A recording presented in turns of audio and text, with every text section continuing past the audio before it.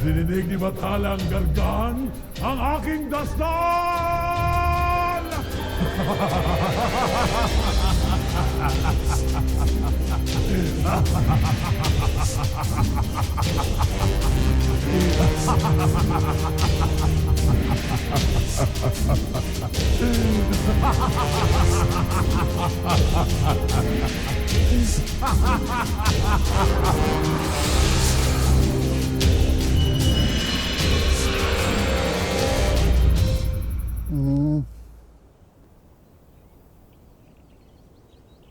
So, sino nalalapitan natin dito sa problema natin sa toxic na agnem na to? Kailangan na natin makawala sa kanya sa lalong madaling panahon. No, masyado na akong nasistress sa hayop na yan eh. Sa totoo lang sa totoo lang. Dapat ata, magkaroon ng women's desk dito sa Encantadia. Para meron tayong nalalapitan sa mga ganyang bagay. Anong sinasabi mo? Women's desk, yung mga sumbungan ng mga naaabusong babae. Pati, yung mga inaapi ng mga...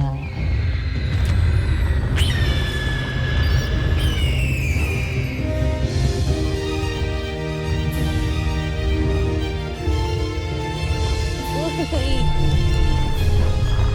Hey, yo, Maji! Gripa! Kumusta ka? How's the weather up there?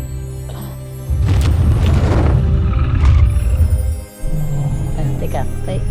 May gusto siyang sabihin sa atin eh. Go, Grifa! Mag-ungol ka lang dyan. Ako bahala mag-translate. Ha? Lira, nakakatiya ka bang may nais siya pabatid? Eh, ba't pupunta dito kung walang dahilan? Tsaka tinan mo ang ingay, oh. Sige, ano? Ano? Ha? Sakay daw tayo sa kanya. Ha? Bakit? Eh, oo nga eh. Bakit? Teka. Bakit? Hindi ko na talaga siya maintindihan. Pero parang importante naman yung gusto niyang sabihin eh. Ano?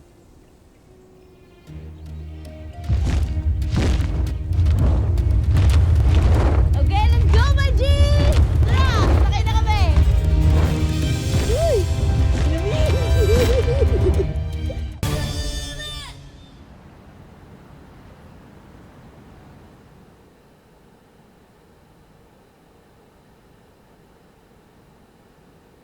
Nakikiramay ako, anak. Batid ko kung gaano naging mabuting ina para sa'yo si Mona.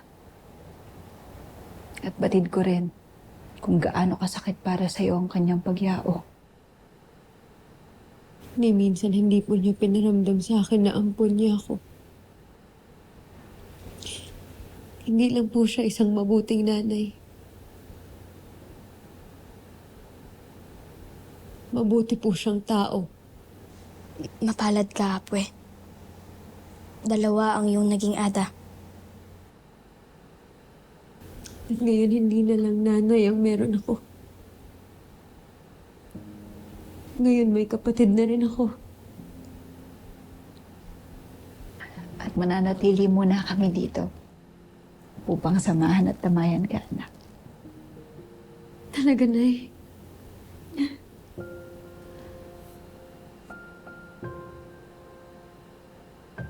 Susulitin ko po ang bawat sandali na kasama ko kayo.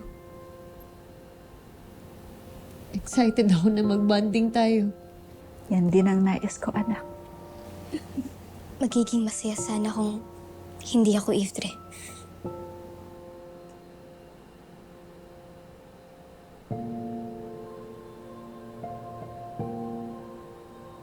Anak,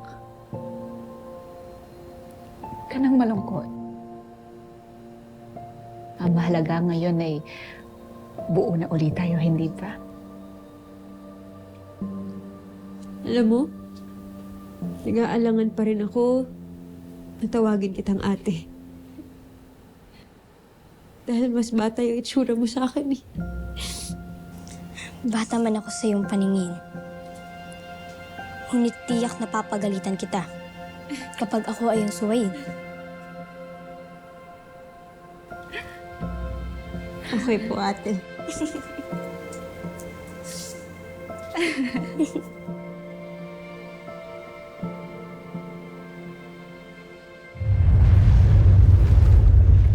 In fairness, Ashti ha, pang malakasan yung pick-up service mo. Avisala Eshma Grifa, maaari mo na kaming iwan. Bakit mo pinapaalis? At anong kailangan niyo sa amin, Ashti? Pinasundo ko kayo upang bantayan ang labas ng Balaak habang hinahanap namin si Hagorn. Hagorn? Ngunit, Ashti, pinaslang na namin si Hagorn. Walang utang na loob sa dugong Haktorya na nananalaytay sa iyong mga ugat!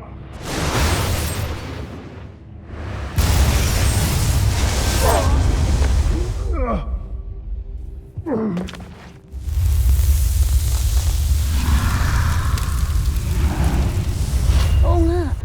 Nakita ko, tinusok-tusok siya ni Mira gamit yung espadang care of ni Cassiopeia. Sino pang hahanapin niyo? Sa kasamaang palad ay siya'y nakawala at nakalaya mula sa Balaak.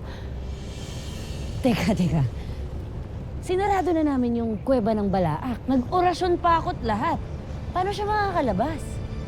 Hindi ko rin alam, Lira. Kaya kinakailangan ninyong tiyakin na hindi na muli makakalapit si Hagorn dito upang buksan ang kuweba at pakawalan ang kanyang mga alagad. Dahil oras na mangyari yun, siya ay maghahasik ng kadiliman dito sa Encantadia. Copy, Ashti. Huwag kang magalala. Kami na bahala dito. Promise. Pinangahawakan ko ang inyong pangako, Lira. Mira. Avisala Eshma. Karso Abog, sumama kayo sa akin. Ang mga natitirang kawal dito ay maiiwan kina Mira at kay Mira upang bantayan sila. Mag-ingat kayo, Ashti. Kayo rin. Tayo na.